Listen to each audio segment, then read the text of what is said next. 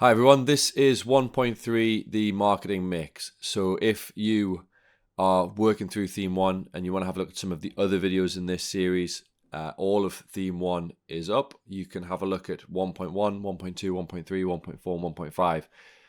This is 1.3. This is one of the, I think one of the unit students find the most accessible because it's all about marketing. And so these are concepts that students will be very familiar with from a consumer's perspective.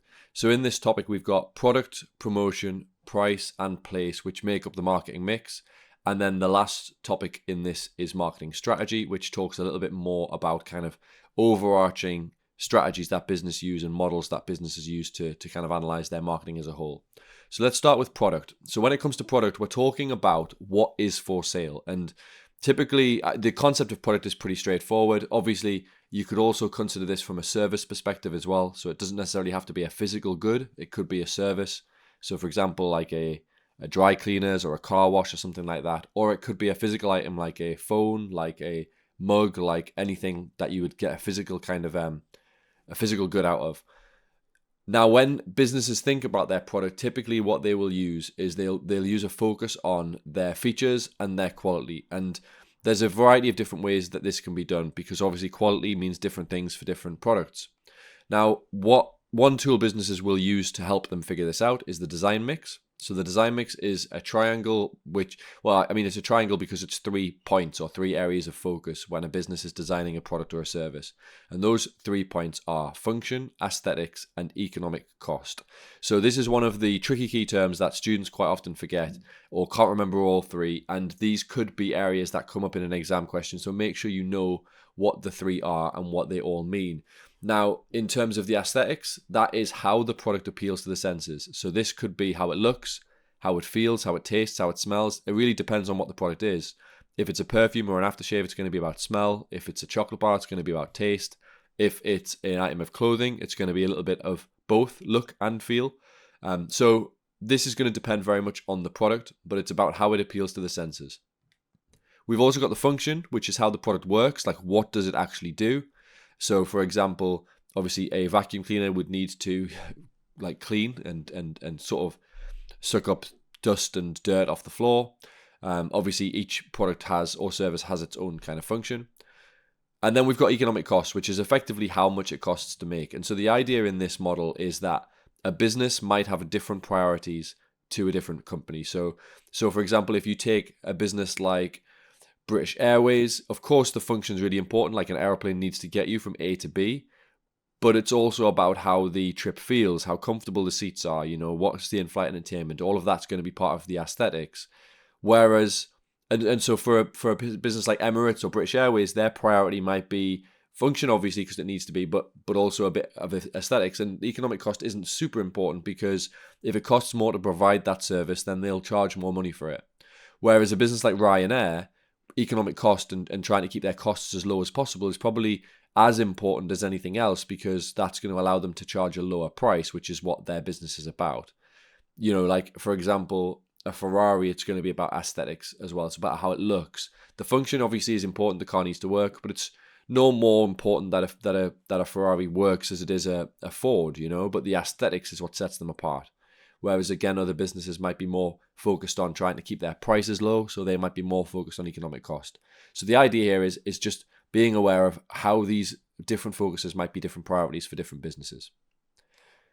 The second topic is promotion. And so the first thing to start with is to just understanding the idea of a brand, because the most important, or certainly for a big brand business and a big brand product, the brand or the brand identity might be the most important area of promotion. For example, if you see someone wearing a Nike tick, you don't even need to see the word Nike to know what that means, to know what that stands for. So thinking about brand reputation, thinking about brand awareness, and thinking about brand image, those 3 kind of areas will be advertising in itself, basically. We also have a few different other methods of promotion. So advertising is a kind of a broad term, but it'll include a variety of different parts. So for example, advertising could be advertising in online, it could be advertising print, TV, social media, it could be sponsorship. So there's a variety of different ways a business can advertise their products.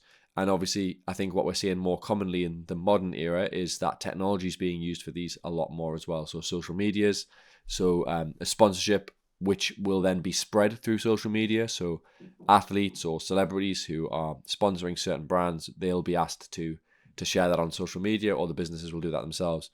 So thinking about how that's changed from maybe potentially radio advertising, maybe print advertising and TV advertising is less popular than it was in the past because of changes to habits. We also have the other method of promotion, which is where we put in place offers and discounts to try and appeal to customers. And so there's another area where potentially we might see a little bit of promotion. So that, not in the sense of promoting in terms of trying to raise awareness, but in terms of promotion as in like running an actual promotion where people can get a discount, or a buy one get one free, or a buy two get a third free kind of deal. The third topic in this unit is price, and so there's a variety of different pricing strategies to look at. We are going to split them into two sections. We're first going to look at existing products and strategies for existing products. So these are the strategies for existing products. Competitive. I'm only going to define three of these because one of them's illegal. So it's unlikely you'd be asked about that, but it is something worth mentioning. Competitive pricing is where we try and price ourselves similar to our market level. So this is going to be in keeping with other products in the market. We would typically do this if our products are similar to the other products on the market in terms of quality. We've got cost plus pricing, which is where we take how much the cost of the product was to make and we add a percentage markup. And so we would do this to get a guaranteed profit. So for example, an item of clothing might cost £20 to make. If you added 100% markup, you would sell it for £40 or something like that. So the idea here is if your costs increase, you would increase your price slightly to accommodate the fact, so to make sure that you basically made that percentage profit every single time. You would need usually to have a level of differentiation to be able to do this effectively, because you would need to be able to add value and justify that you have added, that markup to the cost price. And then we have psychological pricing, which is probably one that would apply to any other. This could be used in conjunction with any of the other options. So this is where we price just below a round number to try and create that illusion of value. So for example, £3.99 looks a lot cheaper than £4, even though it's just 1 penny cheaper. £399 looks a lot cheaper than £400. So just that little psychological tweak to a price to make it seem a little bit more value for money. We also have some pricing strategies for new products. So the two we're going to have a look at are price skimming and penetration pricing. So price skimming is where we do this with a unique product or a product that has a differentiating factor. We would start with a high price at the beginning. And what we're doing in that situation is we're taking advantage of the early adopters who are interested in buying a product when it's brand new. So think about anyone who buys the brand new iPhone as soon as it drops. They are going to be the early adopters, and Apple's going to charge their highest possible price at that start. Now, as the product goes through its product life cycle, we're going to talk about that in 1.3.5, they would then drop the price. So, for example, when new competing products launch or products of a similar quality launch and other businesses start to catch up to their innovation, you might reduce your price somewhat to maybe take it to more of a market level. And then presumably you'd expect that this product would be eventually replaced as well by a new product with a new price scheme and strategy. And when that happens, the price would reach its kind of discount phase. So we see this with the iPhone every single year. You see a brand new iPhone come out, it's at the highest possible price, costs a huge amount of money. And then you'll see that over time, as new iPhones come out, it'll eventually reach a point where maybe when it's 2 or 3 years old, it might become sort of a discount product. And it's just targeting people who maybe want an iPhone, but maybe can't afford the brand new price or don't want to pay the brand new price. We also have penetration pricing. So this is similar to the competitive pricing as before, where we have less differentiation. So we go to our market level or we go just below the market level. And the idea here is we're just trying to penetrate the market. We're trying to make ourselves be price competitive and hopefully gain customers that way. 1.3.4 is all about place and distribution. So it's worth just clarifying the difference between these two. Place is the location of the products, where the products are sold, whether that's online or physical. Distribution is more about the process that a product goes through to get from producer to consumer. So this, I mean, again, these videos aren't super in depth. They're just little recaps. Hopefully, if you've got any questions, you can go away and research these in more detail. So I'm not going to go through every single distribution channel, but I'll just generally give you the gist of what a distribution channel is. So we've got a direct distribution channel, which would look something like this, where the producer of the product will sell to the consumer themselves. So this could be, and this quite often happens online, where an online store, for example, the same company might manufacture the products and then sell them on an online store and then sell them and ship them to consumers. Whereas there's an alternative, which is an indirect distribution channel, which is where a business maybe uses another intermediary to get the product to the consumer. So this is the more traditional channel. This could include a wholesaler as well in some markets, but this is where the producer sells to another business, a retailer, and then the retailer sells to the consumer. Now there's a bunch of reasons why you would do this instead of the direct. The first is that if you're just a producer, you don't have to then worry about finding and marketing to customers. The retailers will do that for you. They will get a cut of the profits, of course. You'll sell to the retailer for a certain price, and they will add their markup on top. We talked about markups in the pricing strategy section, and then the consumer will pay that higher price. But it saves you all of the costs and the time and the effort that's associated with having to be the retailer. In some industries, in particular, for example, supermarket industry is a good example. The grocery industry, there might be a wholesaler in between the producer and the retailer. And so this would be an organization that would buy vast quantities of products from a producer, potentially at a bulk discount, and then they would distribute it to a series of retailers around their local areas, for example. And so quite often this is how this works with food products. So this is that more traditional channel. It has these intermediaries. If you're going to do direct distribution, you have to understand that you're going to have to, do the whole part of the process. You're going to have to pay all those costs, increased levels of staffing and what have you, which is why it is quite common with online businesses, because they can avoid then the physical costs of running a store. The last topic is the 1.3.5 marketing strategy, and there's two models here we're going to look at. One's the Boston Matrix and the other is the aforementioned product lifecycle. So these are strategies that businesses use to just kind of assess the marketing of their products. So the Boston Matrix is a matrix, so therefore it is a grid. And it is a grid that looks at market growth and market share. So effectively, a product can be like a product portfolio, a range of products could be put into one of the four boxes here, depending on whether they are high market share or low market share, or whether they are high market growth or in a high growth market, or a low growth market. So, for example, a business that has high market share in a high growth market would be what we'd call a star product. So these are the absolute products that you want, because these products are, they've got high market share, so they own a large percentage of the market, probably have a lot of recognition, and the market's growing. So not only are these businesses more likely to be the ones making you the most profit, they're also the businesses that are more likely to be continuing to grow in profits as well. So these products are the ones that you want. These are the ones that you want to try and keep, and you want to try and keep as many products in the star category as possible.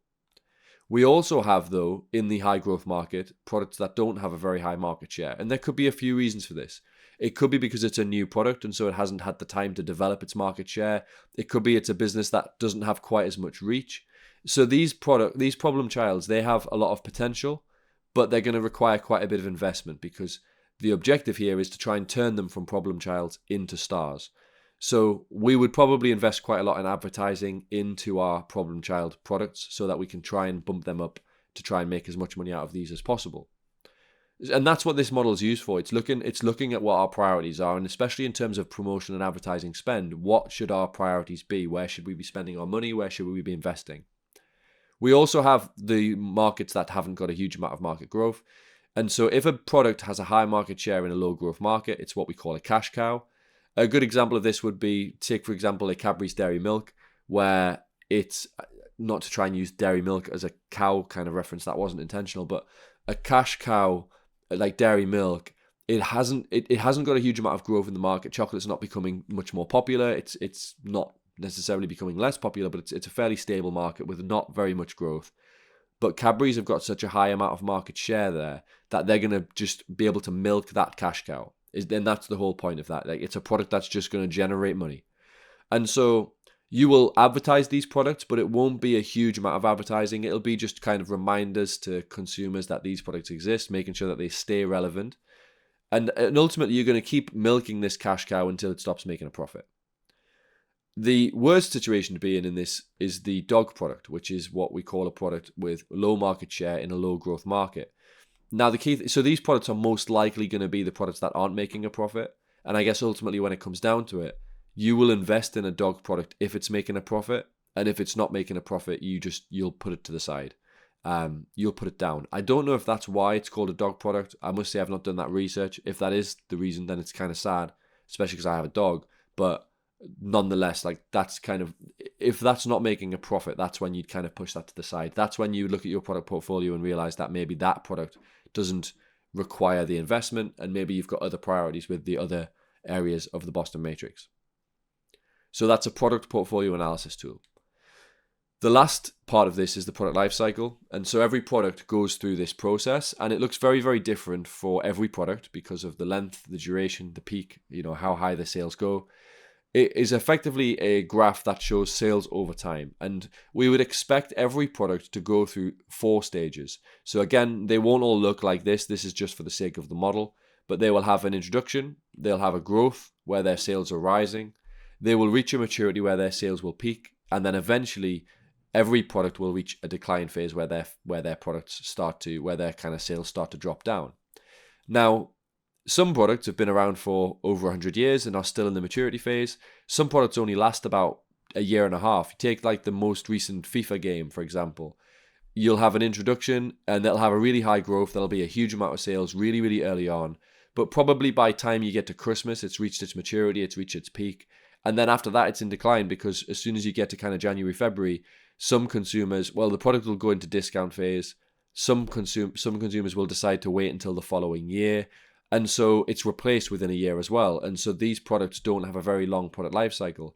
Whereas you take Coca-Cola, that's obviously still in its maturity, and its maturity has been very stable for a long, long time. So the big question here is being aware of, and you can look at sales data to try and identify which stage you're in. You'll be able to see that pretty easily from how your sales are growing or not. What happens when you are approaching decline? Well, there's a few different things. If you've got a replacement lined up, or you've got an alternative product that you could have that shifts into that market, then you can just let one product decline and you've got the growth stage for another product. Alternatively, what you could do is you could do what we call an extension strategy, which is where you just implement something that might allow your product life cycle to, I guess, extend to last a little bit longer. That could be potentially redesigning the product, making some little tweaks. It could be trying to find alternative uses for the product. There's a variety, or just a different advertising campaign or something like that, a different focus. So a really, really good example of this, if you look at the sales data for the iPod, you can see exactly when it reached its growth, when it reached its maturity. And then as MP3 players started to die off and were replaced by mobile phones, you can see where it hits its decline. You can also, it's really interesting if you look at the sales for the iPad as well, you can see that when we got to kind of 2015, 2016, sales in the iPad started to drop off. And so we talk about the extension strategy. One of Apple's extension strategies was they started to try and make the iPad a little bit more specific for specific markets. So they brought out an iPad mini aimed at maybe a younger audience, and they brought out an iPad Pro aimed at a more professional audience. And so little tweaks like that could potentially make a product last a little bit longer as well. So that covers 1.3, the market mix. As I said, if you're interested in any of the other parts to theme 1, then have a look at the 1.1, 1.2, 1.4, and 1.5 videos on the channel. And obviously, if you've got any further questions about any of these topics, please do let me know in the comments. I will also add, as I have with all the others, a bunch of resources in the description for you to potentially use to help revise this topic. I'll see you next time.